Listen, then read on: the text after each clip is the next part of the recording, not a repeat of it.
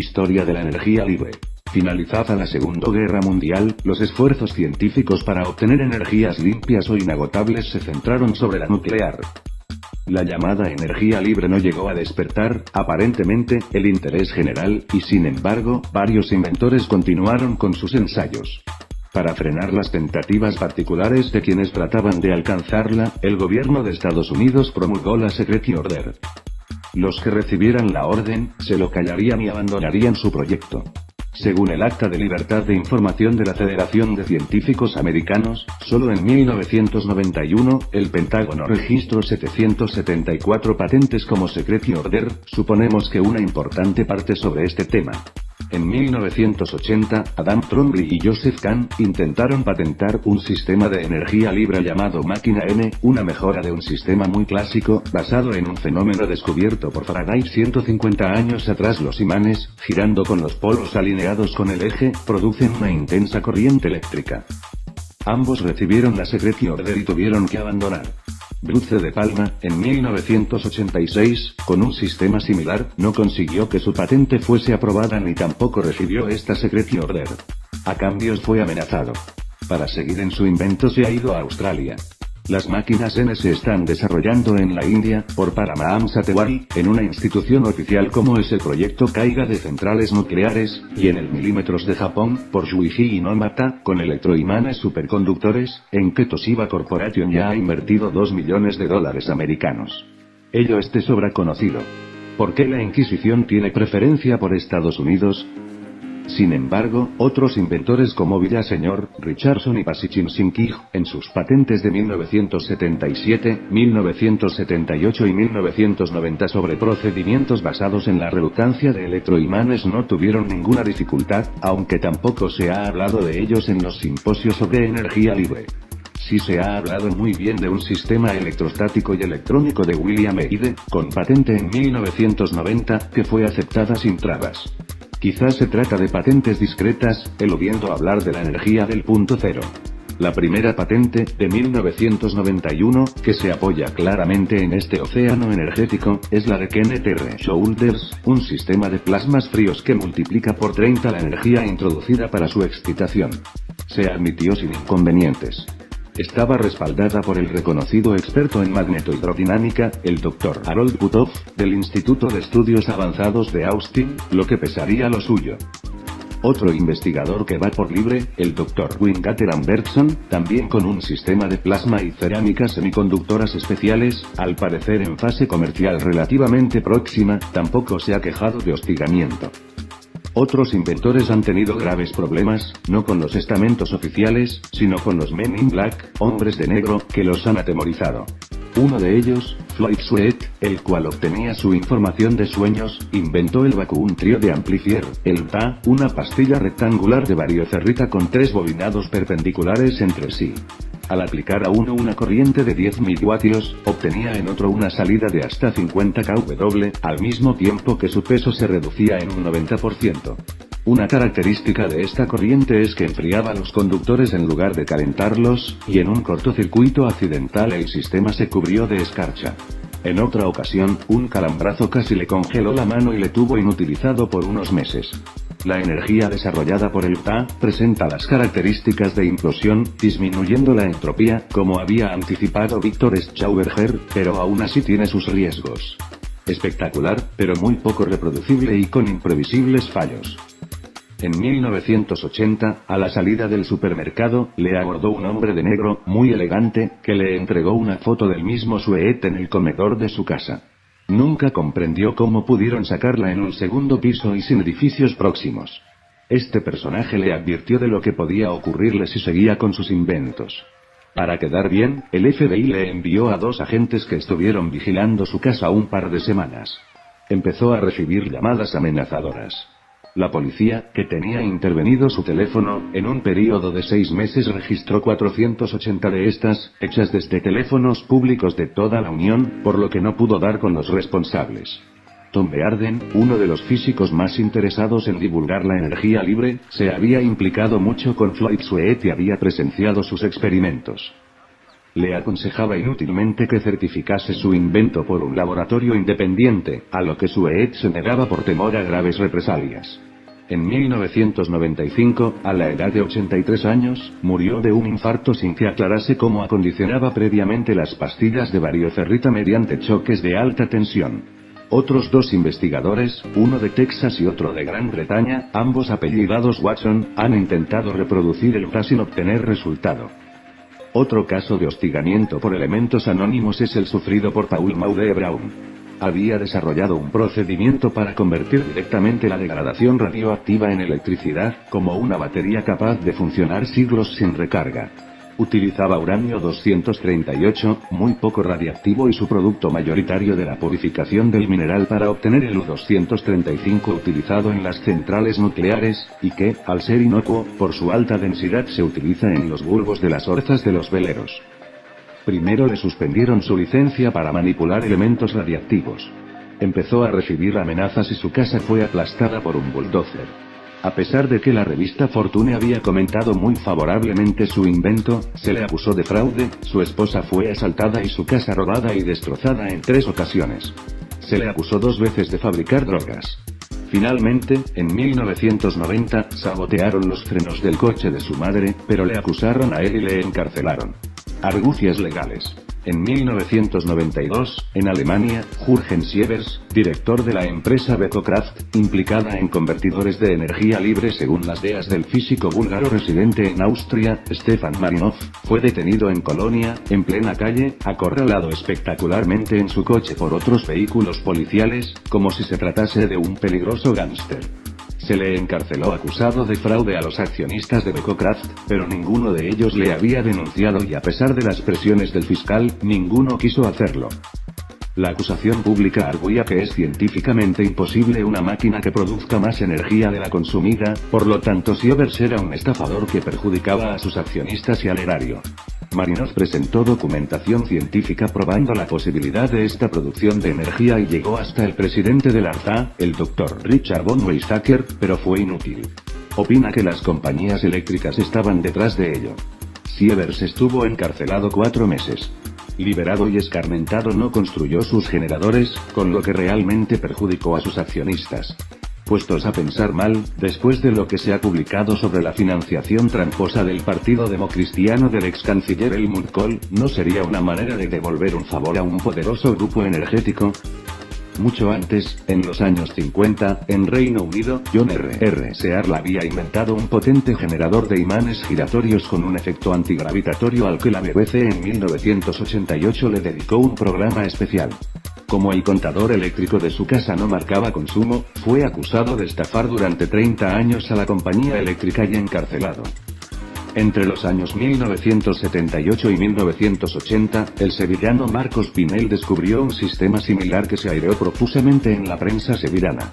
Personas próximas cuentan que en una demostración que hizo en Madrid ante expertos militares, la máquina se aceleró descontrolada, y tanto esta como las personas cercanas empezaron a desvairse, transparentarse, como si fueran a desmaterializarse. Alguien reaccionó y activó un freno antes de que ocurriera algo inevitable. Estas personas sufrieron dolorosísimas jaquecas durante días. Pinel y su familia se esfumaron del mapa y ahora es imposible localizarles. En este caso, la desaparición de Pinel parece justificada. Regresando a Estados Unidos, en 1984, Joseph W. Neumann inventó un motor eléctrico que desarrollaba una increíble potencia con una alimentación significante. Hubo polémica científica, show televisivos y la revista Science le dedicó un editorial, Neumann's imposible motor, su patente rechazada sin secret order. Tampoco fue amenazado o hostigado. Quizá hubo excesiva publicidad. Su patente fue aprobada en Sudáfrica, pero, que sepamos, no se ha construido. Los que han sabido protegerse que se sepa, la única máquina de energía libre que sigue funcionando regularmente desde 1980 es la llamada Testa distática y se encuentra en la comunidad religiosa Meternita, cerca de Linden, en Suiza. Cuenta con unos 200 miembros dedicados principalmente a la investigación electrónica. Se trata de un sistema electrostático, similar a una doble máquina electrostática Windsurf complementada con bobinas, imanes, diodos y otros extraños componentes. Gira sola, proporcionando 3 kW a 220 voltios. ha sido comprobada y testificada por numerosos expertos. Los directores de esta comunidad y el constructor de ella, Paul Baumann, no quieren divulgar su secreto. La humanidad no está preparada para asimilarlo. Parece que han recibido ofertas de la NASA que han rechazado. Desde 1990, han decidido no mostrarla. Con esta política, como es de esperar, viven tranquilos. En el polo opuesto a Meternita, en España, tenemos al imprevisible Honorio Pérez Picasso. Ha actuado de una manera muy inteligente, mezclando una realidad, una captación incomprensible de energía, con una pintoresca parafernalia de helicópteros incapaces de volar y otras excentricidades que desorienta a los que intentan profundizar en su secreto. Para unos es un visionario o un pillo que ha montado un increíble e impresionante tinglado de circuitos absurdos, con millares de integrados, transistores, bobinas, relés, realmente desconcertante e imposible de reproducir. Otros expertos ingenieros, que prescindiendo de las apariencias, con repetidas y prolongadas estancias con Honorio, lo han controlado bien, han comprobado que detrás hay algo serio que funciona. Suponemos que esta astuta manera de actuar, al menos hasta ahora, le ha protegido de feas maniobras. Una desconcertante política de supresión. No se entiende por qué algunos inventores han sido amenazados, incluso asesinados. Otros han recibido security order, otros han sido perseguidos con argucias legales. Otros simplemente ridiculizados y a algunos se les ha permitido vivir tranquilos y patentar sus inventos. La mayor parte de los analistas y estudiosos de la energía libre admiten un hostigamiento real, que ha llegado a ser sangriento, pero piensan que no hay una organización especial para ello. Por una parte existen intereses económicos, privados, estatales, laborales.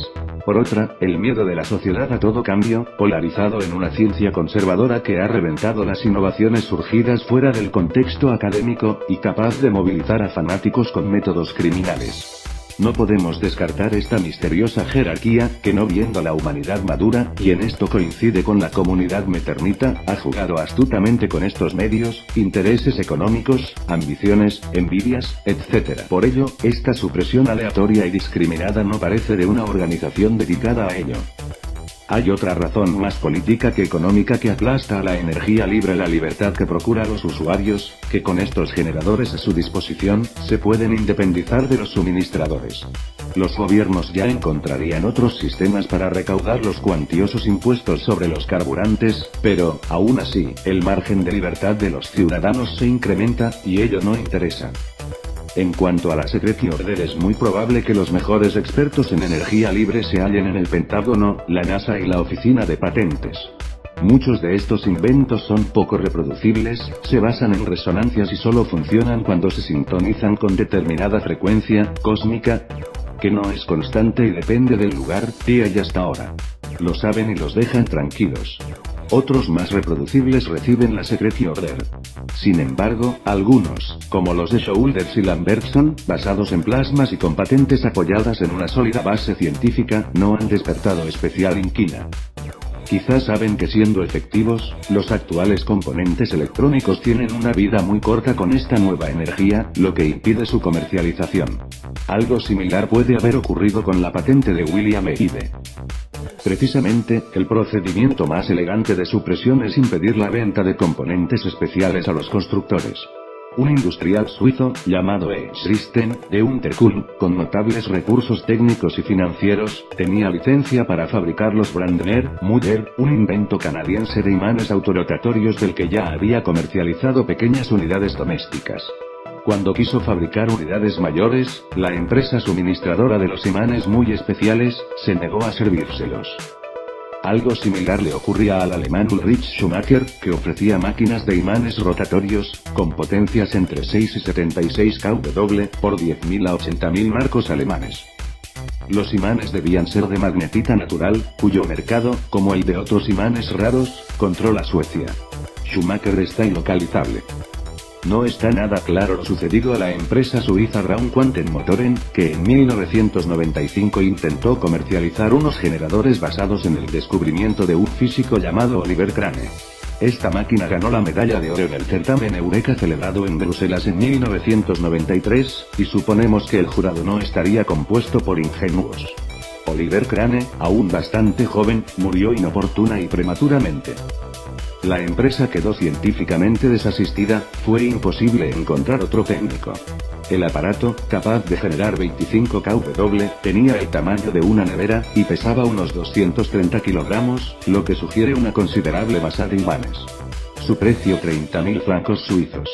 En los círculos académicos de Stuttgart se decía que era una estafa, ya que al encargarlos había que anticipar 9.000 francos. Pero esta empresa se había gastado una suma considerable en amplios folletos científicos muy bien editados y con artículos de categoría, lo que no encaja con la estafa. Aparte de la extraña muerte de Crane, ¿les fallarían los imanes adecuados? Además de imanes, algunos generadores requieren componentes electrónicos especiales, como MOSFET de alta capacidad, transistores de germanio, condensadores rígidos, etc. manufacturados por poderosas multinacionales que, por ahora, están en el juego de la supresión. Finalmente, el procedimiento más simple y práctico de supresión es el dinero. Algunos inventores han recibido sustanciosas cantidades para callarse, facilitándoles el traslado a sitios en donde no fueran conocidos, lo que ha hecho sospechar su eliminación. Si tiene familia, ante la disyuntiva de ser mortalmente accidentado o recibir dinero, no lo piensa demasiado. Consejos: lo que recomiendan expertos de Estados Unidos a los nuevos inventores es no patentar nada. Si lo hacen, podrían recibir la Secret Order. Aunque no la recibieran, antes de aprobar las patentes, la oficina tiene que asegurarse de que no hay un anterior inventor. Las multinacionales tienen expertos en mangonear por estas oficinas y pueden copiar y patentar con una mínima modificación. En caso de litigio, el inventor tiene todas las de perder. Hay dos opciones: estar callado en un lugar aislado, utilizando esta energía para su propio uso, o metiéndola en la red, cobrándola y montando un aerogenerador para despistar. La otra, difundir su invento con todo detalle. Internet es lo ideal. La Secret Order ha perdido su objeto. Los hombres de negro tendrían que multiplicarse. Es lo que han hecho Joel M. C. Klein y Norm Wotan con su MRA, Magnetic Resonance Amplifier, basado en las ideas de Kell y en electrónica. Fue replicado por otros, pero solo muy pocos, como Odo Wanek, con éxito. Los detractores de inventos se han apoyado en los fracasos, pero ya no pueden desanimar a los nuevos inventores. Desde principios del siglo XX hasta ahora, las circunstancias de los inventores han variado. Antes eran individuos desperdigados y cada uno creía que había descubierto algo único, lo que llevó a algunos a una cierta paranoia persecutoria. Eran fáciles de asustar. Ahora saben que son muchos y con sistemas muy distintos. Se reúnen en congresos, simposiums y seminarios, y se mantienen en contacto por Internet.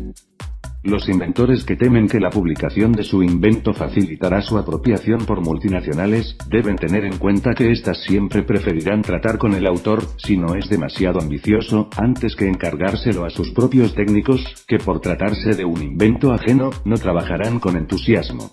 Luego, hay pequeños trucos que lleva tiempo dar con ellos. De todos modos, la publicación de Estados Unidos a los nuevos inventores no ha protegido totalmente a algunos inventores. El Dr. Robert Adams, de Nueva Zelanda, inventó un motor con imanes y bobinas que se mantenía en autorrotación y proporcionaba un rendimiento del 100%, según certificaciones de laboratorios independientes. En 1993, publicó su construcción hasta el más mínimo detalle, y fue reproducido por al menos una docena de aficionados. Sin embargo, según la revista australiana Nexus, sufrió un intento de asesinato. Quizás Internet no estaba de moda. Nuestra opinión: estos intentos son para atemorizar, ya que los especialistas no suelen fallar. Sean positivos, la verdad se sabe. Saludos a mí.